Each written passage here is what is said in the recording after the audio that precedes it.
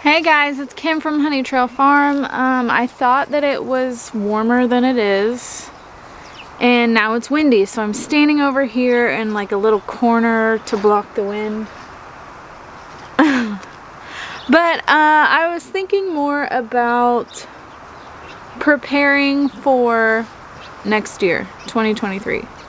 Now is the time to start doing all of the things that need to be done for spring crops, spring ideas. We've been brainstorming as much as we can because I want to give you a little backstory. So I'm a very all or nothing person, and I always have been. If I can't do all of it, I can't do it at all. And then also once I start something, I cannot stop. I have to do all of it until it's done, which is a blessing and a curse because I am able to get things done, but I can't just do a little of something.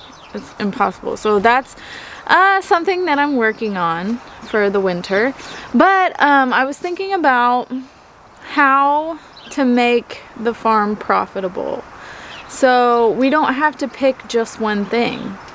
I don't know why this is a shock to me, but I'm like, oh yeah, you don't have to just be food or just be flowers or just be animals. You could be all of the things. So I think that's what we're gonna try to do.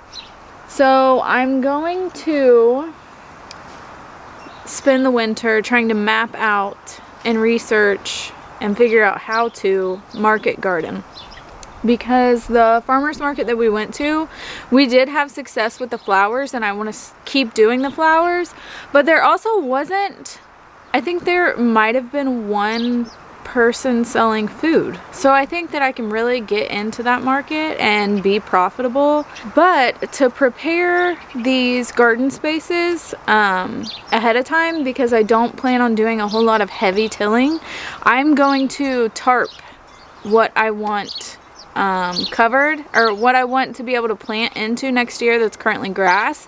I'm going to throw a tarp on it. I'm going to throw some kind of opaque material that I can find that will kill the grass and the weeds and all of the things, and then all you have to do next spring is peel back the tarp, put some compost on top, and plant right into it. So that's kind of what I'm gonna do today.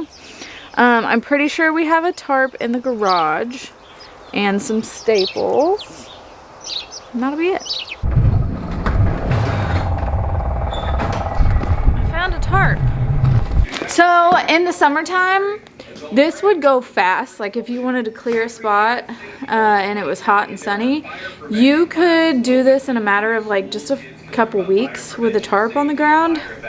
In the winter time, it's gonna take a lot longer, but that's fine because we have the time. People like to do this with silage tarps, but those are really expensive and I don't have any, but I do have a tarp that I think will be fine. This is 18 foot by 24 foot, so I'll just do it in sections and move it all winter, and then hopefully by the spring we will have new beds ready to plant in. I don't know if you're going to be able to hear it in the video or not, but if you hear some jackhammering sounds, basically, without making the entire video about this, because I could probably do a 10-part series on why I'm bitter, but we purchased this house last year and did not know the plans for the solar farm that was surrounding us. We had no idea. Until a solar company person knocked on our door and asked us if we were aware of our new neighbors. So they have started production, and that's all I'm going to say, but I'm not happy about it. And that's far away and I can hear this. Anyway, I had to go back and get my, I get these like garden staples on Amazon because you can buy them in bulk. So I have a pack of 200 The other pack I got was 500. But that's what I'm going to stake down the tarp with. Now I just got to pick which place I'm going to do first. Also, the wind is really bad today, so I hope that you can't hear it in the... Anyway. Okay, so I picked my first place for grass killing, and it's here behind the tunnel. So there's the high tunnel.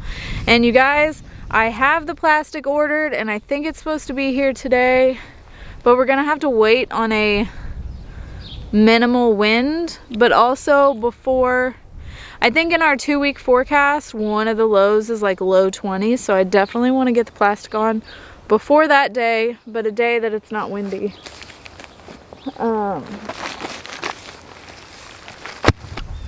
This probably would work better with 2 people, but I don't have a second person, so I'm gonna see.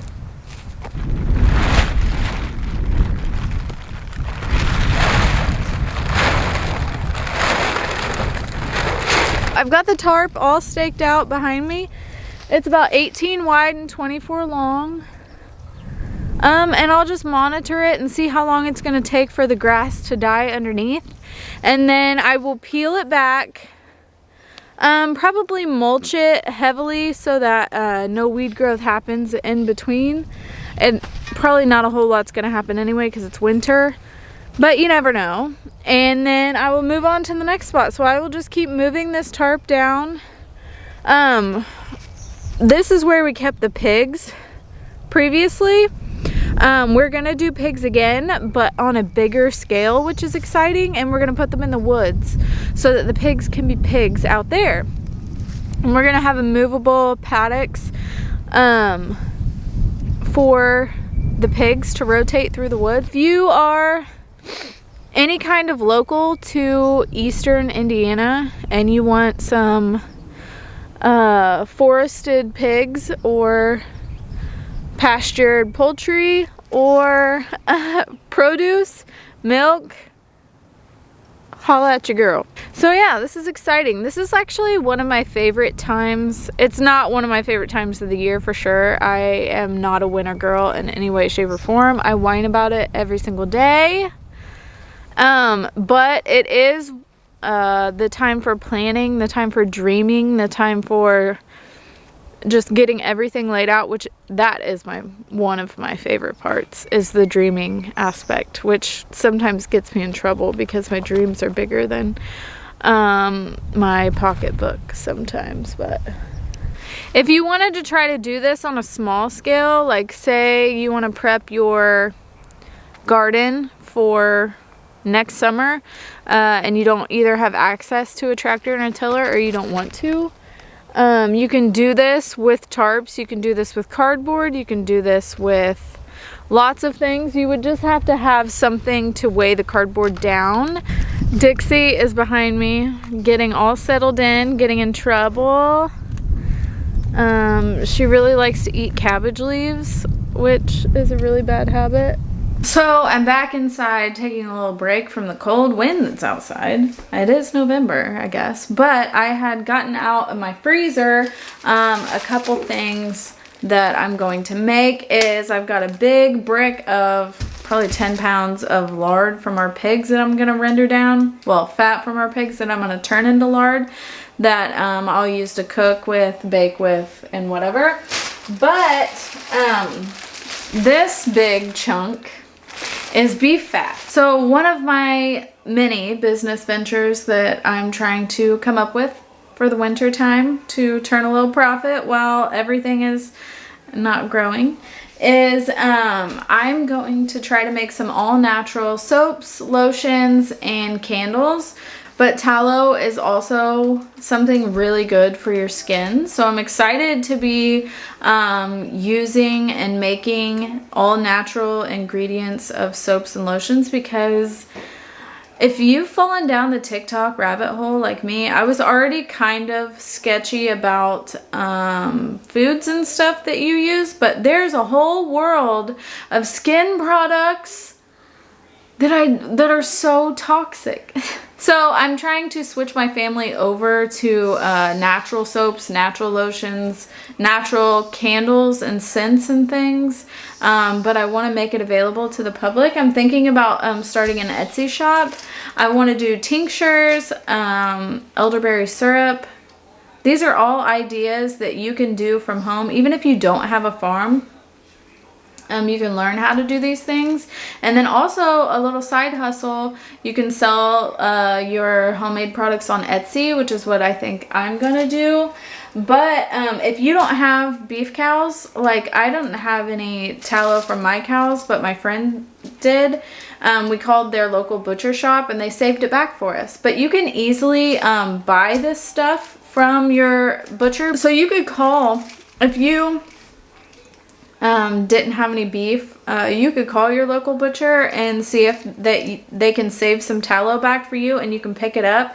A lot of times they'll probably just give it to you for free, if not a very low cost, and then you can make yourself some skin products. I will share the recipe once I figure out some good ones via trial and error. I've made lots of lotions and serums and skin stuff before, but never with tallow or milk before, so I'm sure that's gonna be a learning curve.